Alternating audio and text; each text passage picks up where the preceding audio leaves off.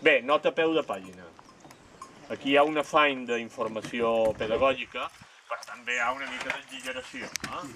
No estem exactament a 400, però bé, cap allà dalt estan a 200 i pico, d'acord? Nota a peu de pàgina. Cap endavant. La tomba oberta que me deia. Bé, les possessions realment antigues resulten més modestes. Can Sec de Tofla, avui, allò que més s'assembla és a una boal o un munt de pedres. Jo sols hi havia estat una vegada en la vida quan tenia 8 anys.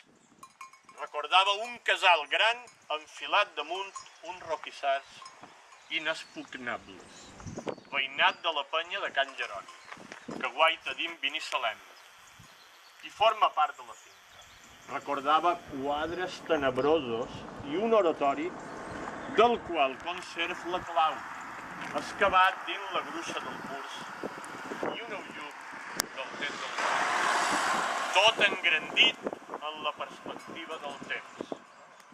Quan ara hi he tornat, una volta el cosí Antoni Armengol i Villalonga ha venut la propietat poc abans de morir, tot s'ha fet petit de cop. El panorama era esplèndid.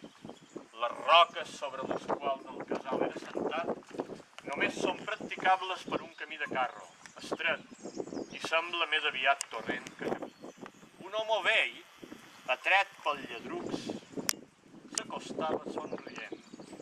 D'una finestra, l'homenet intentà explicar-me les confrontes de la finca, cosa impossible, donat els accidents del terreny.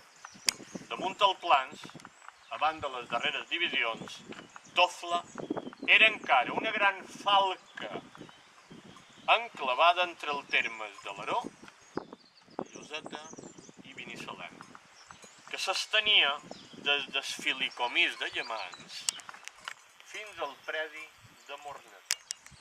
Però el meu interlocutor afegí: diuen que en temps molt antics era quasi una comarca que arribava fins a Espull de Bàlig. Ja t'aferraràs? Ja ho dic jo. Tant pot ser veritat com no serà, vaig replicar. De qui és ara això?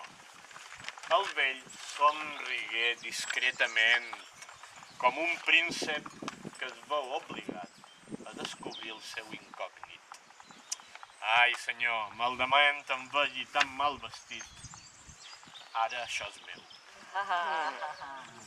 Bé, queda